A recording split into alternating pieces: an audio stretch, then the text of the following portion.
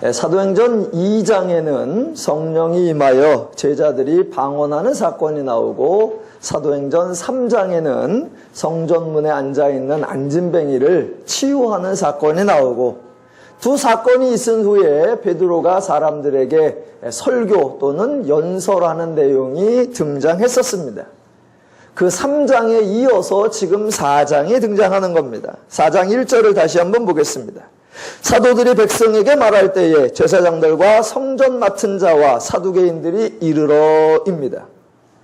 3장에서 안진뱅이가 일어난 사건이 성전에서 발생하였고, 성전에는 당연히 성전과 관련된 사람들이 있었을 것이고, 그 성전에서 베드로가 하는 말을 들었던 것입니다. 그 베드로가 하는 말을 듣고 난 반응이 바로 2절입니다. 예수 안에 죽은 자의 부활이 있다고 백성을 가르치고 전함을 싫어하여입니다. 여기에 나오는 싫어하다라고 하는 단어는 괴로워하다, 곤란에 빠지다, 애쓰다, 몹시 수고하다라는 의미입니다. 단순하게 좋아한다, 싫어한다 그런 호불호를 나타내는 것이 아니라, 싫어하였다는 것은 난처해졌다, 불편해졌다라는 겁니다. 제사장들과 성전 맡은 자와 사두개인들이 불편해진 것, 곤란에 처하게 된 것은 당연한 것입니다.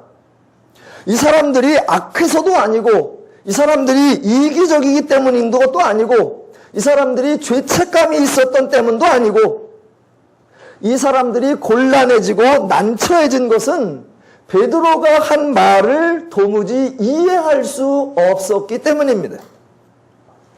분명히 예수가 죽었습니다. 예수가 죽었다는 사실들을 자신들이 가장 잘 압니다. 자신들이 예수를 잡아들였고, 자신들이 예수를 고소했고, 자신들이 죽이라고 호소했고, 자신들이 예수 죽었다는 사실의 증인들입니다.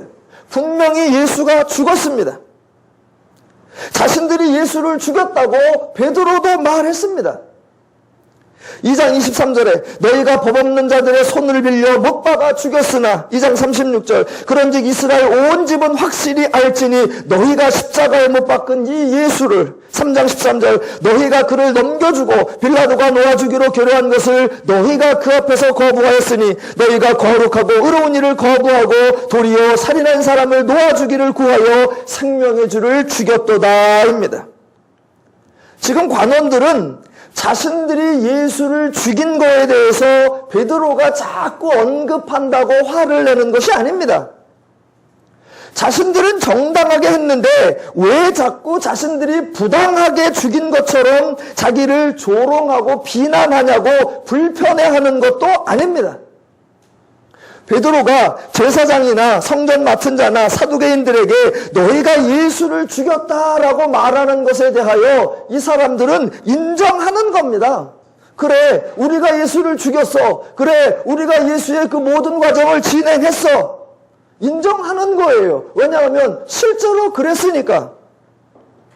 지금 제사장이나 사두개인이나 성전 경비들이 싫어하는 것, 곤란해하는 것은 베드로가 예수 안에 죽은 자의 부활이 있다고 백성을 가르치는 것, 그겁니다. 그게 왜 곤란하고 그게 왜 난처하냐면, 사람이 죽는 것은 이해가 가능하지만 죽은 사람이 살아나는 것, 죽은 사람이 부활했다는 것은 이해할 수가 없기 때문입니다. 만약 베드로가 왜 예수를 죽였느냐고, 왜 죄 없는 사람을 죽였느냐고 따지면 그것은 가능한 일에 정당하냐 불의하냐의 문제입니다. 어쨌거나 가능한 이야기이기 때문에 상호간에 할 말이 있는 겁니다. 그런데 불가능한 일, 도무지 납득이 되지 않는 일, 상식과 경험과 지혜와 모든 것을 동원해도 전혀 설명할 수 없는 일을 말하면 그것은 헛소리이거나 유언비어이거나 낭설이거나 뜬금없는 말입니다. 말이 안 되는 말은 들을 수가 없고, 있을 수 없는 일을 있을 수 있다고 할 수는 없습니다. 그러니까 제사장이나 사두개인들이나 관원들은 당당히 할 수밖에 없는 겁니다. 왜? 죽은 자가 살아난다는 거, 죽은 자가 부활한다는 거, 그런 개념과 그런 이해가 전혀 없는데 베드로가 죽은 자가 살아났다라고 말하니 당연히 난감하고 당연히 곤란한 것입니다. 그러니 그들의 행동이 또 이해가 됩니다. 3절. 그들을 잡음에 날이 이무저물었으므로 이튿날까지 가두었으니, 관원으로서, 백성의 지도자로서, 사회의 질서를 관리하는 사람으로서 말도 안 되는 소리를 하고 있는 사람들을 가만히 둘 수는 없었을 겁니다. 그러니 잡을 수밖에 없는 겁니다. 지금 본문은 사두개인들이나 제사장들이나 성전 맡은 자가 얼마나 악한가, 그 사람들이 얼마나 불의한가, 그 사람들이 얼마나 부패한가, 그 사람들이 얼마나 이기적인가, 그것을 설명하는 것이 아니라 저들이 얼마나 어쩔 수 없었는가, 그거를 보여주는 것입니다. 그런데 정말 재미있는 게 4절입니다. 4절을 딱 읽을 때 여러분은 재미있어야 합니다. 말씀을 들은 중에 믿는 자가 많으니 남자의 수가 약 5천이나 되었더라. 재미있죠? 반응이 없습니다. 자, 이게 왜 재밌는가를 잘 보십시오. 지금 베드로를 포함한 제자들이 2장과 3장에서 연설을 하는데 연설하는 내용이 딱 두 가지입니다. 하나는 이스라엘아 너희가 예수를 죽였다라는 것이고, 다른 하나는 너희가 죽인 예수를 하나님이 살려내셨다, 그겁니다. 2장과 3장에서 계속해서 반복되는 내용이 그겁니다. 그 말을 들은 관원들은 자신들이 예수를 죽였다는 것은 인정을 하지만 예수 안에 죽은 자의 부활이 있다는 것은 도무지 이해하거나 납득하거나 용납하거나 인정하거나 수용이 안 되는 겁니다. 자신들이 아무리 생각해도 모든 지혜를 총동원해도 죽은 자가 살아난다는 일은 가능하지 않기 때문입니다. 그러니까 그 사람들이 싫어하는 것, 곤란해하는 것, 난처해하는 것, 인정할 수 없는 것, 지극히 정상입니다. 그런데 4절을 보니까 말씀을 들은 중에 믿는 자가 많으니라고 나옵니다.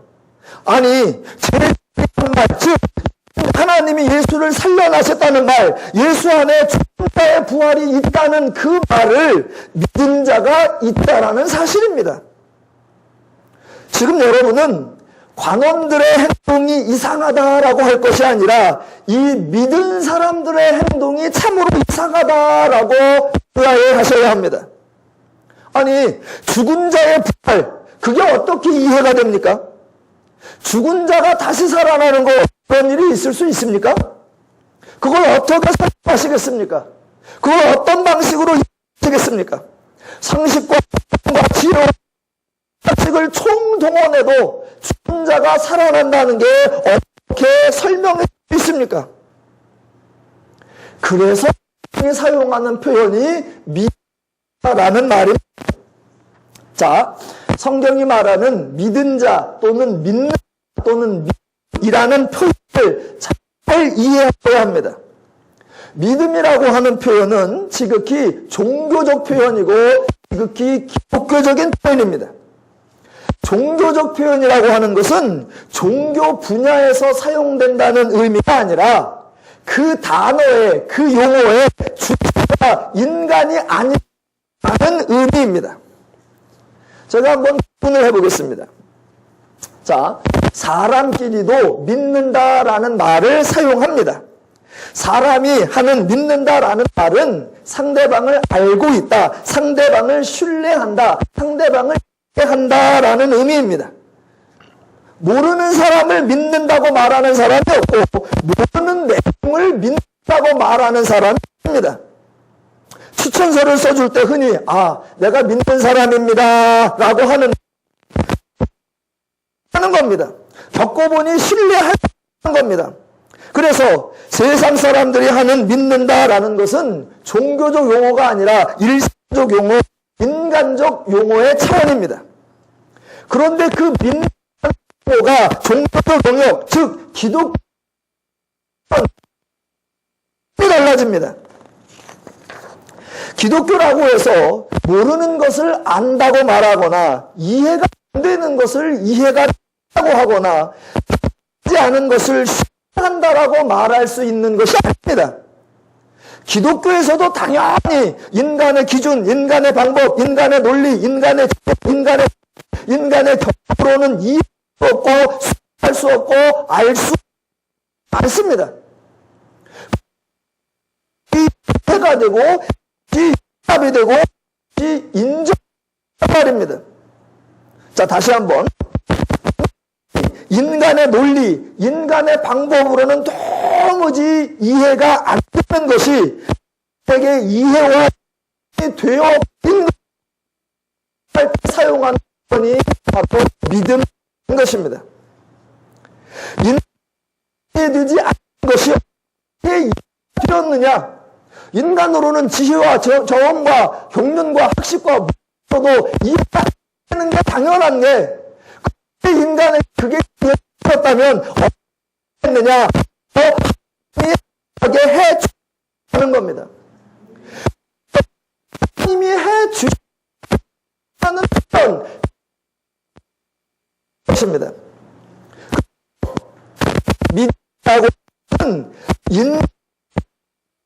하는 인간의 행동, 결단 단어가 아니라 하시다고 하는 하나님의 의지, 하나님의 은혜, 하나님의 를 나타내는 입니다. 다시 한번 강조합니다. 믿음은 인간의 행동, 인간의 나타나는 표현이 절대로 하는 겁니다. 그 표현에 관하여 인간은 자랑이나 교만이나 자기를 드러내거나 자기를 할 수 없습니다. 믿음은 하나님의 심, 하나님의 하심, 하나님의 심, 하나님의 사랑하신 그 하나님의 이 단어가 바로 믿음 또는 믿음이라고 하십니다. 지금 가장 절이죠. 표현들 얼마나 기가 막히게 대조되어 있는지를 합니다. 지금 1절에 등장한 사람들이 모두 인간의 자들입니다. 제사장, 성전 맡자, 사람들입니다. 종교적으로 지도자들이요, 정치적으로 지도자들이요, 경제적으로, 사회적으로 지도자들입니다. 당대에 이 사람을 뛰어넘는 사람들이 없습니다. 만약 사람들이 모두가 모르는 것이고 이해를 하지 못하면 이해할 사람이 없고 사람들이 납득할 사람이 없는 겁니다.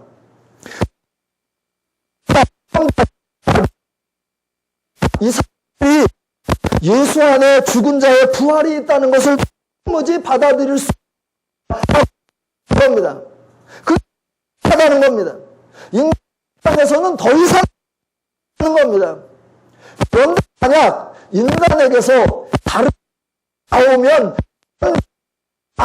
아니라 하나님의 겁니다. 그 인간의 반응이 아닌 하나님의 일하심의 결과가 바로 절이라는 겁니다. 말씀을 들은 사람 중에 믿으라는 남자의 수가 약 5천이나 되었더라. 이들은 안 믿었는데 이들은 믿었다. 이런 것이 아닙니다. 제사장이나 사두개인을 했는데 이 사람들은 하나님을 영접했다. 그 얘기도 아닙니다. 지도자인 제사장을 못하면 불과한 자들, 민초에 불과한 자들, 무지한 자들, 어중이 떠중이에 불과한 도무지 이해하고 깨달을 수 있는 여지는 아예 없습니다. 그들이 예수 안에 죽은 자의 부활이 있다고 이해했다. 그러면 했느냐? 바로 하나님이 하는 겁니다. 이 사람들의 지혜로, 이 사람들의 계산으로, 이 사람들의 뜻으로 행한 것이 아닌 것을 강조하기 위하여 착한 사람들, 직장과 사람들과 소자들을 등장했고 그 사람이 한 것이 자기들 의지 결단이 아니라는 것을 설명하기 위하여 동원된 단어가 자라는 표현입니다. 누가 하셨다는 겁니다. 만약 저 사람들은 이해를 못했는데 이 사람들은 저 사람은 거부했는데 이 사람들은 받았고 저 사람들은 영접 안 했는데 이 사람들은 깨달았다, 그러면 표현에 그 말을 이해 또는 그 말을 나와야 합니다. 그런데 전혀 다르게 믿었다고 말합니다. 이 믿었다고 하는 표현은 사람의 행동이 아니라 누가 하셨다? 하는 것을 설명하는 표현입니다.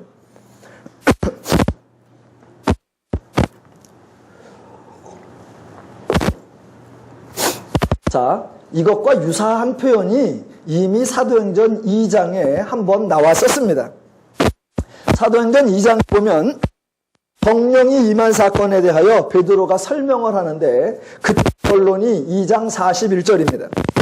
그 말을 받은 사람들은 침례를 받음에 이날의 신도의 수가 3,000입니다. 이때 아주 표현이 등장했다고 제가 설명을 드렸습니다. 베드로 말을 이해한 사람, 한 말을 듣고 이긴 사람, 베드로가 한 말을 듣고 이라고 말하지 않고 라고 표현, 그 말을 한 사람이라고 했습니다. 그 말을 받았다, 이런 표현은 세상에 없는 것입니다. 그러니까 이것도 그 행동을 강조하는 것이 아니라 결과를 만들어내신 하나님을 표현하는 것입니다. 하나님이 주셨다, 하나님이 말씀을 주셨고 하나님이 이해를 주셨다, 하나님의 깨달음을 주셨다. 누가 했느냐? 하나님이 주셨다라는 말입니다. 그 하나님이 하셨다는 것을 2장의 표현으로는 그 말씀을 듣는 자라고 나오고 4장은 그 말을 라고 소개하는 겁니다. 자, 믿음이라고 하는 표현이 하나님이 일하심을 나타낸다라는 사실을 조금 더 설명해 보겠습니다. 자, 여러분은 사도행전 2장의 베드로의 연설과 사도행전 3장의 베드로의 연설을 들으셨습니다. 제가 아주 간단하게 요약을, 베드로가 한 말은 이겁니다. 너희가 예수를 죽였다. 그런데 하나님이 예수를 살리셨다. 예, 베드로가 한 말이 그것뿐이에요.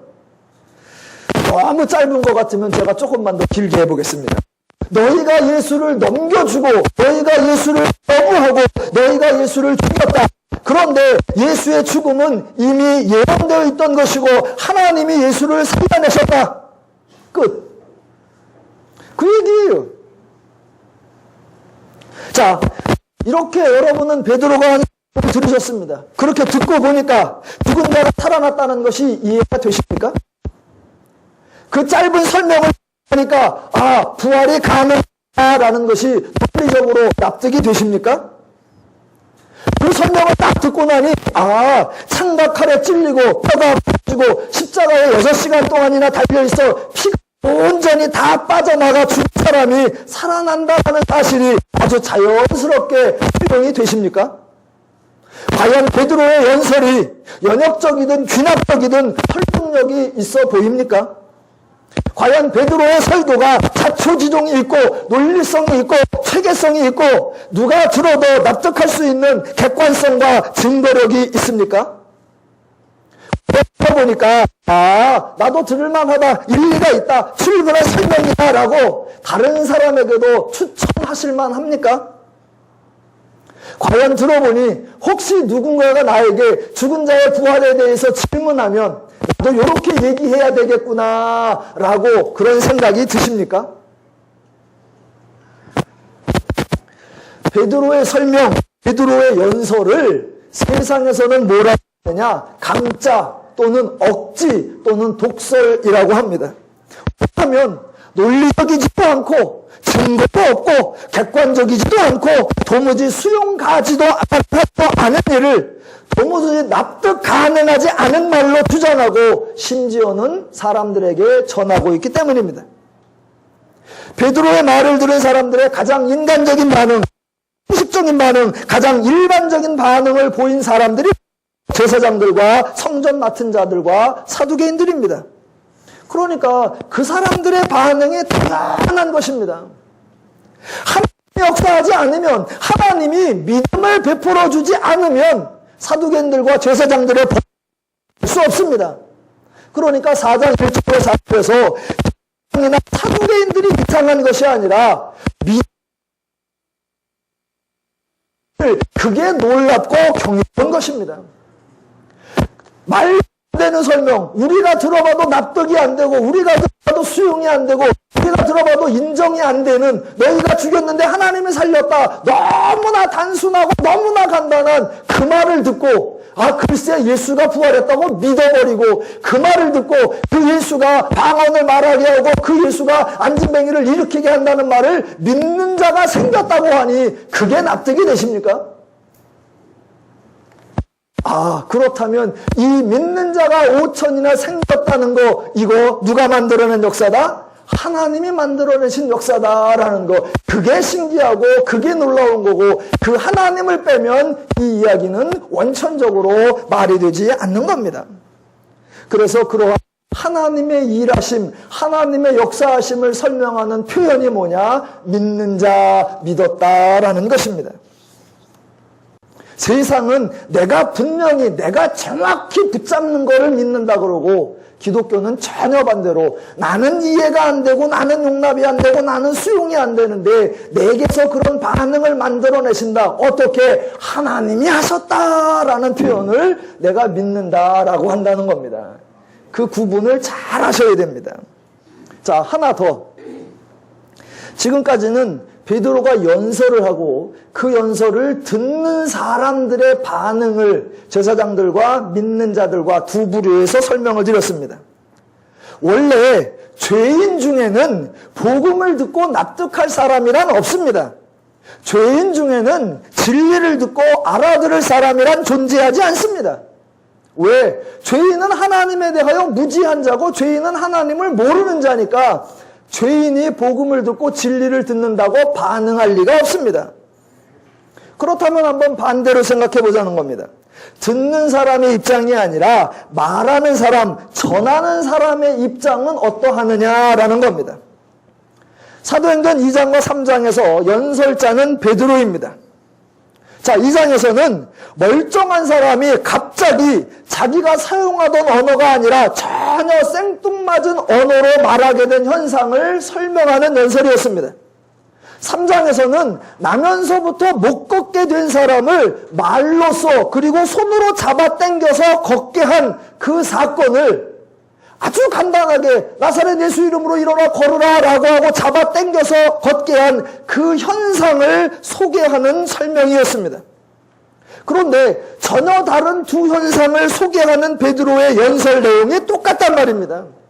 그렇다면 베드로의 입장에서 베드로는 자기가 설명을 하면 사도행전 2장과 3장에 나오는 대로 베드로가 말한 대로 말을 하면 사람들이 들을 줄로, 자기가 말한 대로 말하면 사람들이 받아들일 줄로, 이해할 줄로, 깨달을 줄로 예상을 했을까요?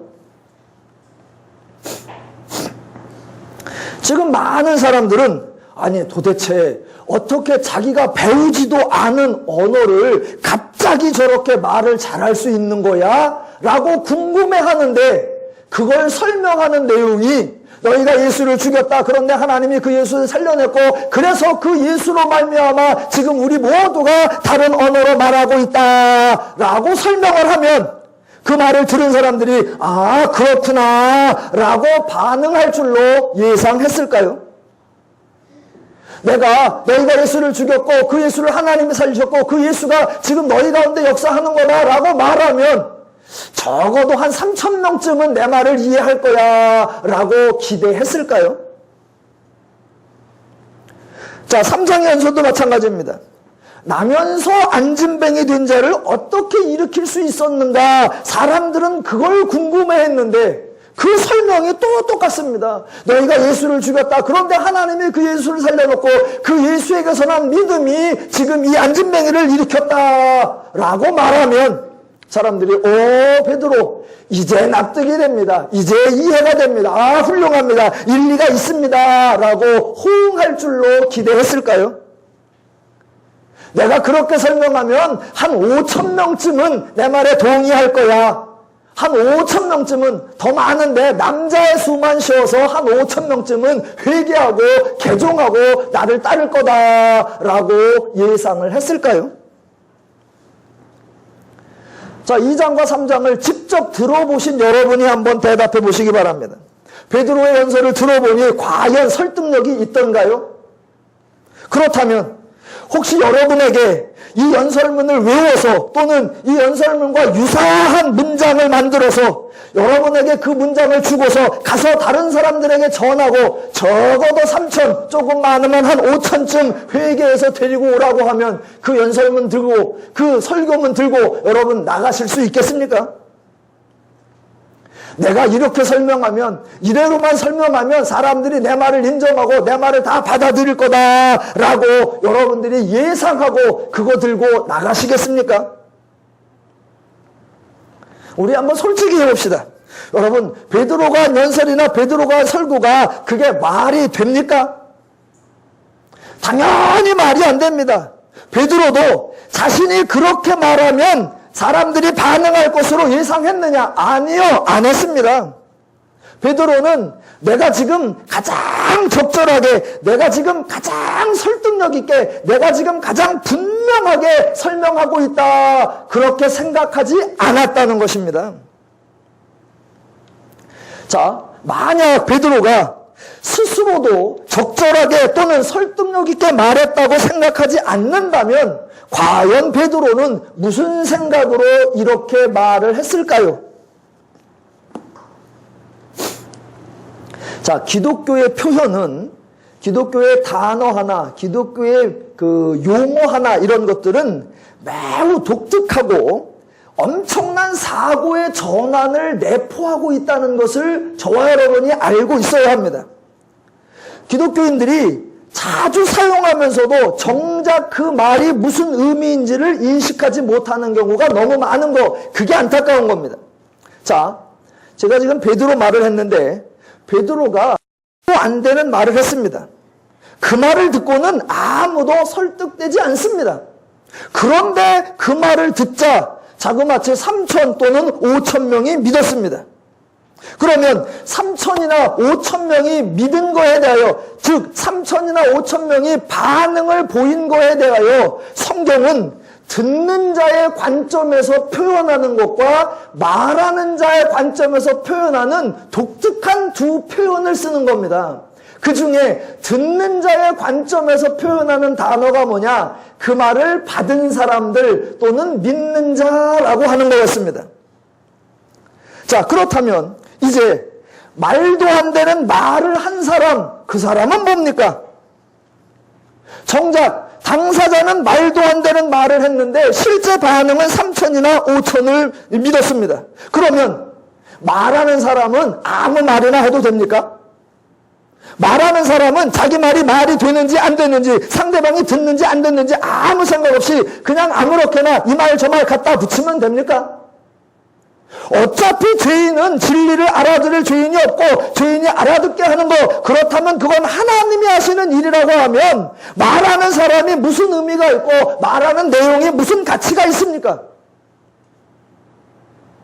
죄인은 못 알아듣는데 만약 알아들었다면 그건 그 사람의 의지와 결단이 아니라 하나님이 행하신 거다, 그걸 표현하는 단어가 믿는 자라고 했습니다.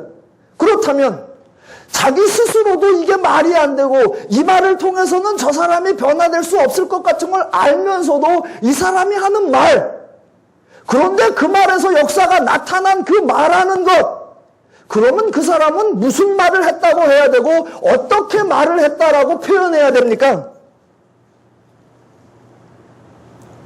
저와 여러분은 제가 드린 질문에 대한 정답을 평상시에 다 쓰고 계십니다. 다만 그 표현이 그 의미라는 것을 연결시키지 못하고 있는 겁니다. 자, 마가복음 13장 11절에 보면 이런 구절이 나옵니다. 다 아시는 구절입니다. 사람들이 너희를 끌어다가 넘겨줄 때에 무슨 말을 할까 미리 염려하지 말고 무엇이든지 그때에 너희에게 주시는 그 말을 하라. 말하는 이는 너희가 아니요 성령이시니라. 믿으시면 아멘 하겠습니다. 자, 무슨 말을 할지 걱정을 하지 마라. 말하게 하시는 이는 너희가 아니라 성령이시니라입니다. 이거를 사도행전식의 표현으로 하면 제자들이 성령의 말하게 하심을 따라 말했다, 또는 제자들이 성령이 충만하여 말했다라고 하는 겁니다. 자, 이 표현에서 하나 저와 여러분이 오해를 걷어내야 합니다. 성도님들이 성경의 의도를 모두 오해하니까 성경의 뜻을 혼돈한단 말입니다. 자, 성경에 분명히 이렇게 말했습니다. 성도가 말을 할 때에, 너희가 어디 잡혀가거나 끌려가서 무슨 말을 해야 할 때에 너희에게 주시는 그 말을 하라. 말하는 이는 너희가 아니요 성령이시니라 라고 나와 있으니까 사람들은 성령께서 우리가 말을 할 때에 가장 적절한 표현으로, 가장 옳은 단어로, 가장 정확한 논리로, 누구도 변명할 수 없는 명쾌함으로 말할 수 있도록 하나님이 도와주시겠구나 라고 착각한단 말입니다. 그게 착각입니다. 아니요. 죄인들을 꼼짝 못하게 하는 표현, 죄인들의 동의할 수밖에 없는 그런 치밀한 논리, 죄인들이 수긍할 수밖에 없는 정확한 단어 및 구문, 죄인들이 더 이상 항변할 수 없는 명쾌한 설명, 그런 건 지구상에 없습니다. 사람은 그런 설명을 당연히 할 수가 없고, 성령이 와도, 아예 성령님이 직접 말하셔도 그런 설명은 없습니다. 왜냐하면 죄인은 아무리 정확하게 아무리 진리를 말해도 하나님에 대하여 죽어있기 때문에 그걸 알아들을 수 없기 때문에 그런 설명이란 존재하지 않습니다. 죄인은 진리에 대하여 죽은 자들입니다. 죽은 자들에게 아무리 정교한 논리가 무슨 소용이 있습니까? 하나님의 말씀에 대하여 죄인들은 들을 귀가 없는 사람들입니다. 들을 귀가 없는 사람들에게 가장 정확한 표현, 친밀한 논리, 설득력 있는 증거들 아무런 의미가 없습니다. 실제로 복음서에서도 증명이 됐습니다. 예수님이 아무리 진리를 말씀하셔도, 말씀하신 정도가 아니라 실제로 죽었다가 실제로 살아나도 죄인 중에 아무도 듣지 않았고 아무도 그것을 인정하지 않았습니다. 그러니까 성경에서 성령께서 말씀하신다, 성령을 따라 말한다, 성령이 할 말을 주신다, 성령이 너희에게 때에 맞는 말씀을 주시리라, 그런 표현들은 때에 맞는 가장 좋은 말, 가장 적합한 말을 주신다라는 의미가 전혀 아닙니다.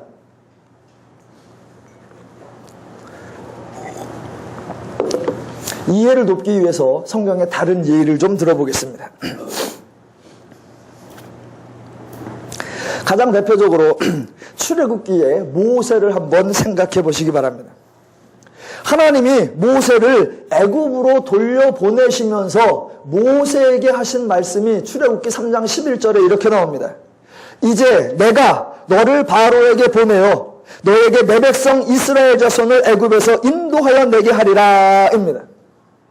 그렇게 모세를 바로에게 보내지면서 주시는 방법이 뭐냐면 너는 가서 말하라라는 겁니다.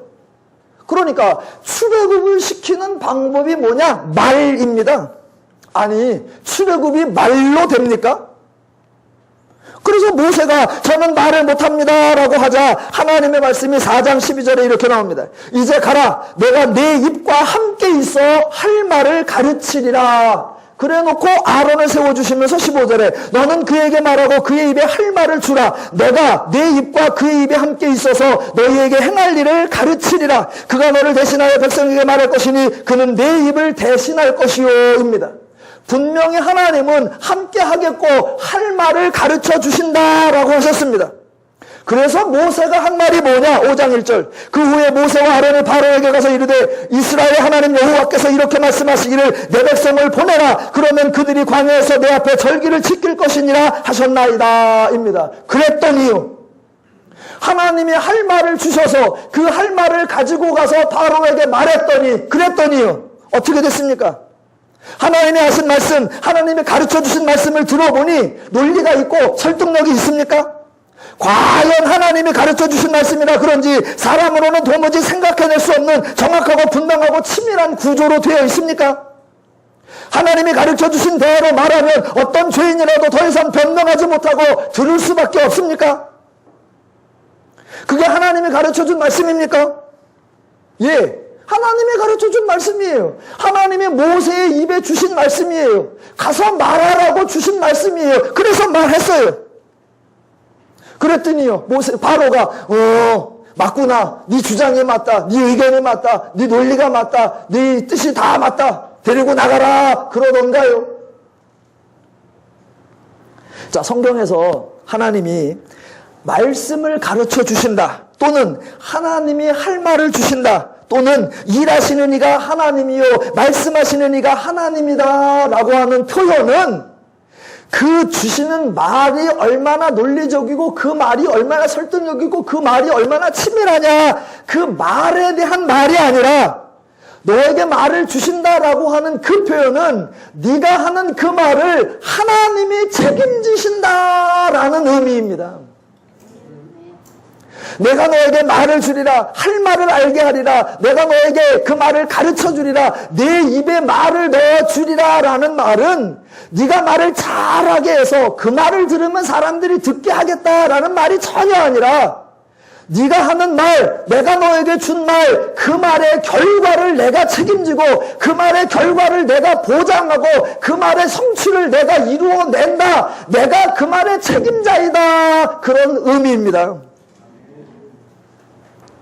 바로에게 가서 내 백성을 보내라 라고 하는 얼토당토하는 말이지만 하나님이 그 말을 주셨기에 그 말을 하나님이 책임지신단 말입니다. 그래서 귀엽고 출애굽이 되고야 만다는 겁니다. 하나님이 주시는 말은, 하나님이 말씀을 주시고 하나님이 말씀을 가르쳐 주신다는 말은 그 말로 이기거나 그 말이면 된다라는 것이 아니라 하나님이 그 말을 주시는 대로 하나님이 이루어내고 하나님이 책임지고 하나님이 완성하신다. 그 하나님의 책임성, 그거를 하나님이 말씀을 주신다, 하나님이 말씀을 가르쳐 주신다라고 하는 겁니다. 성령도 마찬가지예요. 성령이 함께 하신다, 성령이 도우신다, 성령이 알려주신다라고 하는 표현도 모두가 성령이 우리에게 지혜를 주어서 누가 봐도 합리적이고 누가 들어도 옳고 누가 판단해도 합당하게 말이나 일을 진행한다, 그런 의미가 전혀 아닙니다. 방법과 결과, 과정과 결과를 오해하시면 안 됩니다. 예를 들어보겠습니다. 자, 구약에 허다한 사건들의 성령 또는 하나님의 영 또한은 여호와의 영이 임했습니다. 그런데 여호와의 영이나 성령이 임하여 행했던 사건들을 보면 대부분 말도 안 되는 사건이고 말도 안 되는 터무니없는 과정이고 도무지 납득할 수 없는 내용들이었습니다. 그런데 그 결과는 늘 하나님 말씀대로 되었습니다. 그런데 그게 당연한 겁니다. 자, 보십시오. 사사기에서 하나님이 기드온을 보내실 때에 누가 봐도 이길 만한 준비를 다 갖추어서 딱 보니까 이건 승리다 라는 방법과 과정을 통했느냐? 아니에요. 방법은 불과 300명, 내용상으로는 도무지 이길 수 없는 건데 그것을 설명하는 방법이 뭐냐? 여호와의 영이 임했다라는 겁니다. 그러니까 여호와의 영이 임했다라고 하는 건 이제부터 보니까 방법과 논리와 과정과 체계와 질서가 될 만해, 그것이 아닙니다. 도리어 여호와의 영이 임했다라고 하면 터무니없는 거, 말도 안 되는 거, 도무지 납득되지 않는 방법이 동원되는 겁니다. 그런데 그 일이 이루어지는 겁니다. 그래서 성령이 함께한다, 또는 여호와의 영이 함께한다, 또는 하나님이 말씀을 주신다라고 하는 건 그 말의 결과, 그 말의 책임, 그 말의 성취, 그것을 하나님이 이루어내신다라는 겁니다. 죄인들을 이기는 것은 정확성이 아니고 논리성이 아니고 치밀성이 아닙니다. 죄인들은 진리에 대해 알지 못하고 들을 귀가 없습니다. 죄인들을 이기는 방법은 도리어 죄인의 사고를 뛰어넘는 겁니다. 죄인들의 인식체계에 없는 방식을 동원하는 겁니다. 그래서 죄인들은 이해를 하는 것이 아니라 놀라는 것이고 기이해하는 것이고 신기해하는 것이고 자신들의 한계와 자신들의 무지를 드러내게 되는 것, 그것뿐입니다. 사도 마찬가지예요. 자, 베드로가 할 수 있는 말은 다른 사람들을 설득할 수 있는 말이 아닙니다. 2장과 3장을 아무리 들어봐도 제가 아무리 좋게 설명을 해도 설명이 안 됩니다. 물론 우리끼리는 됩니다. 우리끼리는. 왜? 우리는 이미 믿는 자들이에요. 우리는 이미 예수가 살아났다는 것을 다 아멘하는 자들입니다. 우리끼리는 논리의 치밀성을 나와야 합니다. 그 설명을 어떻게 정교하게 해야 되는지가 나와야 합니다. 그런데 안 믿는 자들에게서 10번을 읽어보고 20번을 읽어보고 30번을 설명해 보십시오. 그렇구나 라고 대답하는가? 절대로 안 한단 말입니다. 그러니까 예수 믿는 우리끼리는 말이 되지만 예수 안 믿는 사람들에게는 아무 쓸모없는 말에 불과하단 말입니다. 그런데 그 말을 듣고 3,000이나 5,000명이 믿더라는 겁니다. 그렇다면 그 말을 한 베드로 당사자는 자기의 연설에 대하여 뭐라고 말하겠습니까? 내가 이 연설 준비하느라고 밤을 샜어. 무슨 말을 할까? 어떤 표현을 쓸까? 어떤 억양으로 할까? 내가 연구를 많이 했어. 어때? 내 말이 호소력이 있었지? 내가 성의를 다하는 게 보였어? 내가 음성에 포스를 깔았는데 그게 느껴졌어? 자기는 연설하면서 그런 반응이 나타날 줄 알았느냐? 자기가 하는 설명이 자기가 생각해도 너무 치밀하다고 생각을 했느냐? 아니요. 그런데 자기가 할 수 있는 말이 그것뿐이었단 말입니다. 그런데 그 말 듣고 믿는 자가 나오더란 말입니다. 그러니까 그때 베드로가 해야 할 말이 뭐겠습니까? 딱 한마디입니다. 아니 어쩌면 그렇게 연설을 잘해? 아니 어쩌면 그렇게 사람의 마음을 감동시켜? 아니 어쩌면 그렇게 사람들의 심정을 그렇게 꼬집어? 누군가 그렇게 말하면 베드로는 딱 한마디만 말하는 겁니다. 아니요, 성령을 따라 말했어. 성령께서 말하게 하시는 대로 말했어 라고 하는 겁니다. 자, 말도 안 되는 말을 하는데 들을 수 없는 얘기, 믿을 수 없는 얘기를 믿으란 말입니다. 그럼 이 믿는 거 어떻게 생겼다? 믿는다. 즉 하나님이 하셨다. 자기가 말해도 이건 말이 안 되고 이 말을 듣고 반응이 나타날 리가 없는데 반응이 나오더란 말입니다. 그러면 이 말한 사람은 뭐라고 말하느냐? 내가 말을 잘했다가 아니라 어떻게 한다? 성령을 따라 말했다. 하나님의 말씀을 주셨다. 하나님이 말하게 하신 대로 말했다라고 하는 것. 이게 기독교에서 말하는 자를 설명하는 방법, 듣는 자를 설명하는 기독교만의 독특한 표현이라는 것을 여러분이 이해하셔야 합니다. 오늘날도 마찬가지예요. 자, 오늘날 성령이 도우셨다, 성령이 역사하셨다, 성령이 함께 하셨다, 성령이 가르쳐 주셨다라고 하는 간증을 들을 때가 있습니다. 그런데 그런 간증을 들어보시면 아, 성령이 함께 하시고 성령이 가르쳐 주시고 성령이 역사하셔서 딱 보니까 당연히 그렇게 돼야지, 당연히 옳게 돼야지, 당연히 정상적이 돼야지, 그런 간증이 나오던가요? 성령이 역사했다는 간증을 들어보면 대부분 다 터무니없고 황당무계하고 어이없는 얘기들만 간증으로 나옵니다. 최근에 제가 들었던 성령께서 역사하시고 성령께서 가르쳐 주셨다라고 하는 간증은 이런 거였습니다. 선교사님 한 분이 중국으로 들어가는데 성경을 가지고 들어가려고 합니다. 가방 속에 여러 개를 가지고. 그러니 이거를 어떻게 안 들키고 가지고 가나.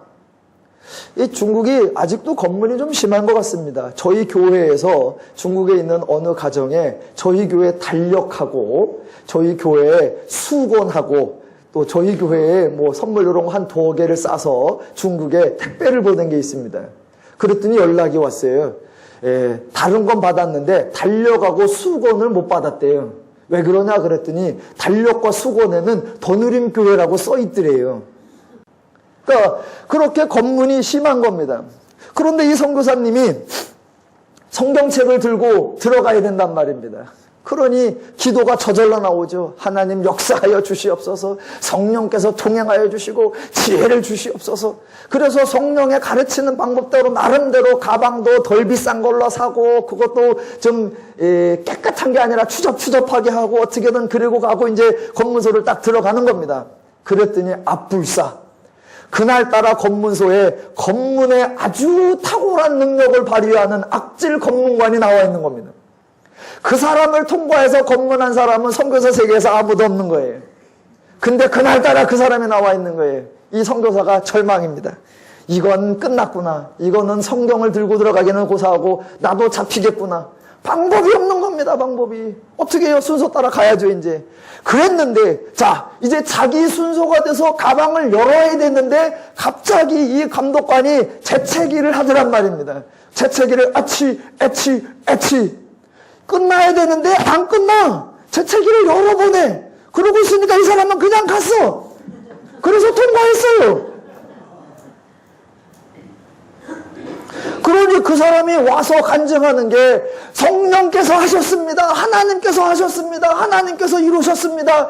아니 그 성령 들고 들어가는 게 재채기로 역사하사 통과하실 줄로 누가 알았겠습니까? 이거는 말도 안 되는데 하나님이 하셨습니다. 그러니까 우리 모두가 아멘 했지요.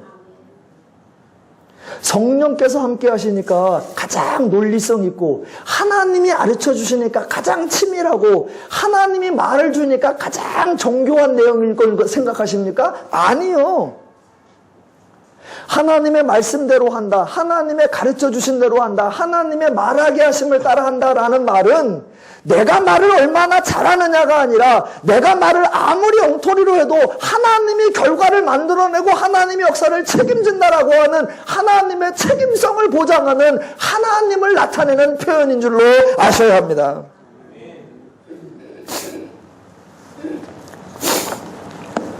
지금 기독교의 사역에 대하여 말하는 자 쪽에서는 성령의 말하게 하심을 따라 듣는 자 쪽에서는 믿는 자라고 하는 표현이 기독교의 하나님의 일하심을 표현하는 독특한 표현이라는 것을 설명드리고 있습니다. 오늘날 종종 세상 사람들이 기독교인들을 바라보면서 사실은 놀라고 신기해야 합니다. 말도 안 되는 일을 어쩌면 저렇게 희한하게 해내는 사람들인가 아주 의아스럽고 아주 황당해해야 합니다. 그러면 그때 우리가 하나님께서 하셨어 아주 여유 부리면서 대답해야 되는데 세상 사람들이 기독교를 놀라거나 희한해내는 것이 아니라 아주 흉보면서 조롱하면서 하는 말이 있습니다. 종종 세상 사람들이 기독교에 대해서 이렇게 말합니다. 예수 믿는 사람들은 또는 목사들은 또는 교회 다니는 사람들은 절대로 하나님을 안 믿는 것이 분명해 라고 말합니다. 왜 그렇게 말하냐면 기독교의 사역들을 보니까 하나님이 일할 것이 없어 보이더라 라는 겁니다. 이게 무슨 말이냐면 기독교는 하나님이 일하시는 종교라고 했습니다. 그렇다면 기독교의 계획, 기독교의 사역, 기독교의 일에는 하나님이 일하시는 분야, 하나님이 일하시는 영역, 하나님의 일하시는 방법이 있어야 합니다. 그런데 오늘날 기독교의 계획에는 하나님이 없어도 됩니다. 교회들이 성도들이 계획을 얼마나 치밀하고 과정이 얼마나 정교하고 내용이 얼마나 분명한지 그 계획대로만 된다면 온 세상이 다 변할 것 같습니다. 혹시 1단계가 안 되면 2단계도 준비되어 있고 2단계가 안 되면 3단계까지 대책 마련이 다 되어 있습니다. 그러니 기독교가 계획해놓고 기독교가 진행하는 그대로만 하면 모든 것이 다 이루어질 것 같단 말입니다. 그 계획에 하나님이 없어도 됩니다. 그러니까 사람들이 보면서 와 기독교에는 하나님이 역사하셔 하나님이 일하셔 라는 말을 할 수가 없는 겁니다. 왜? 하나님이 없어도 되게끔 계획 세웠고 하나님이 없어도 되게끔 계획을 다 진행하고 있거든요. 그러니까 그 계획과 그 과정이 완성되면 누가 했느냐? 그 사람들이 한 거예요. 세상에 일하는 방식과 기독교에 일하는 방식이 어떻게 다른지를 설명해 보겠습니다. 세상은 하나님을 믿지 않습니다. 그러니까 하나님이 일하신다, 하나님이 역사하신다라는 생각 자체가 존재하지 않습니다. 그러니 모든 것을 당연히 인간이 해야 합니다. 당연히 인간이 생각하기에 그럴듯해야 하고 인간이 생각하기에 빈틈이 없어야 하고 인간이 생각하기에 합당해야 합니다. 인간인 자기들의 생각에도 말이 안 되면 당연히 말이 안 되는 겁니다. 그래서 아주 그럴듯합니다. 그게 세상의 방식입니다. 그런데 기독교는 하나님을 믿는 사람들입니다. 하나님이 말씀하신다는 거, 하나님이 일하신다는 거, 하나님이 역사하신다는 거, 하나님이 책임지신다는 것을 믿는 사람들입니다. 그래서 기독교의 계획에는 하나님의 하실 일이 가득 차 있고 기독교의 계획에는 인간의 할 일이 별로 없어야 되는 겁니다. 기독교의 계획이나 기독교의 사역에는 인간의 할 일은 아주 간단합니다. 기독교는 어떻게 하느냐? 인간은 간다. 그리고 말한다. 끝. 너무 간단합니까? 제가 조금 더 설명을 드리겠습니다. 자, 하나님께서 가라! 그랬다면 인간은 뭐하냐? 간다 이겁니다. 자, 간다! 그러면 이게 지금 적절한 시기냐 아니냐 그런 거 생각하지 않고 그냥 갈만하냐 그러면 가자 그겁니다. 갈 기회가 있냐 그러면 가자. 그렇게 가려고 했는데 사정이 여의치 않는다 그럼 안 간다 끝. 자, 그래서 가는데 또 말해야 된다. 그럼 말한다. 무슨 말을 하냐? 성경에 있는 대로 말한다. 예수가 부활했다고 말한다. 하나님이 구원하셨다고, 하나님이 인간을 사랑하고 축복하시고 도우신다고 말한다. 끝.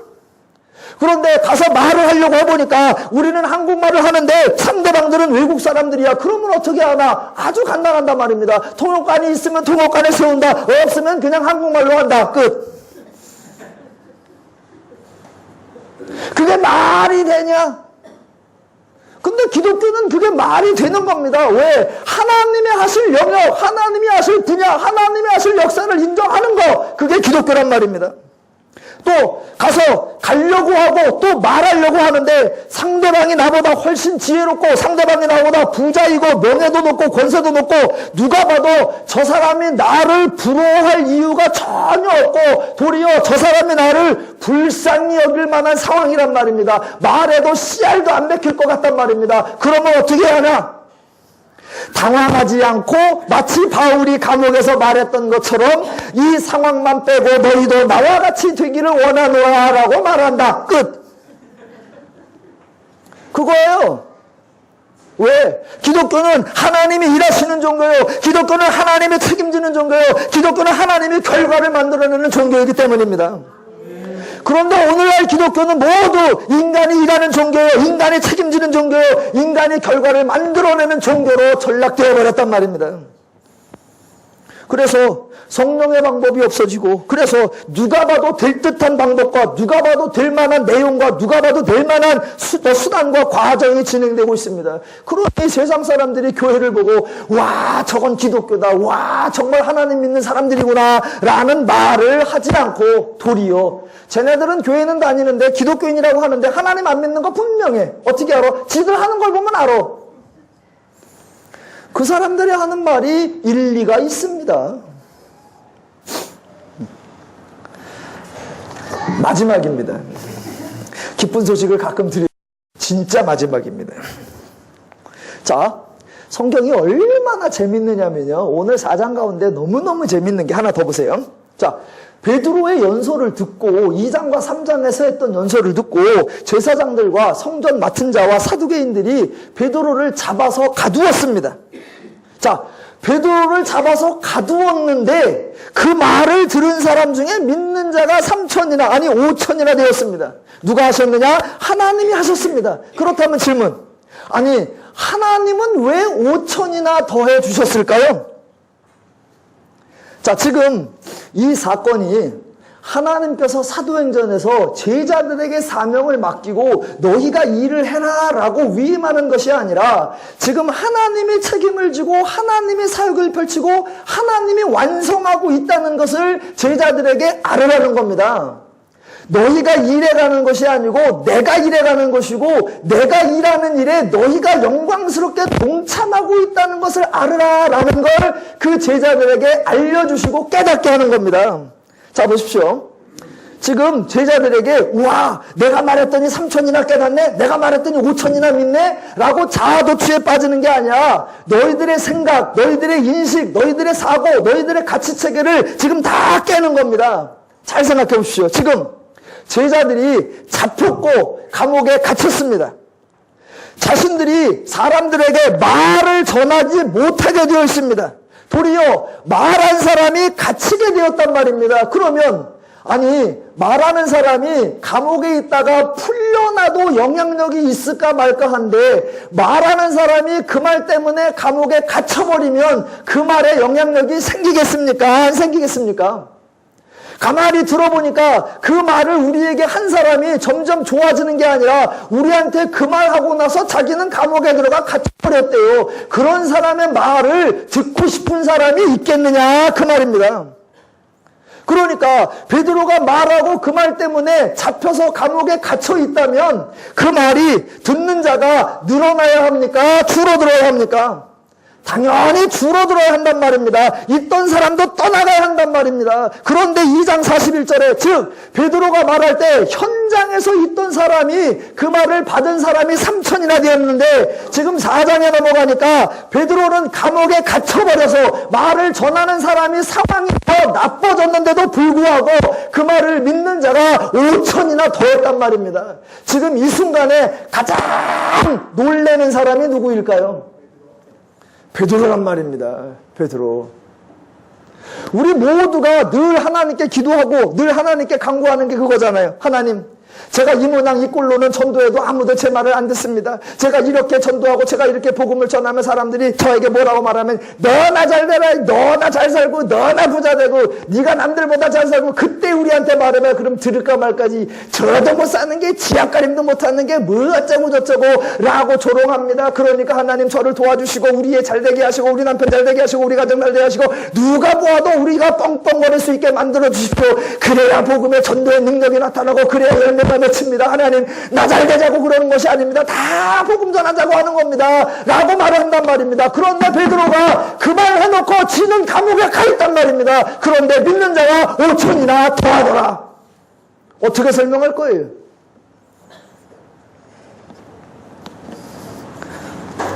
누가 하시는 거다? 하나님이 하신다라는 겁니다. 하나님이.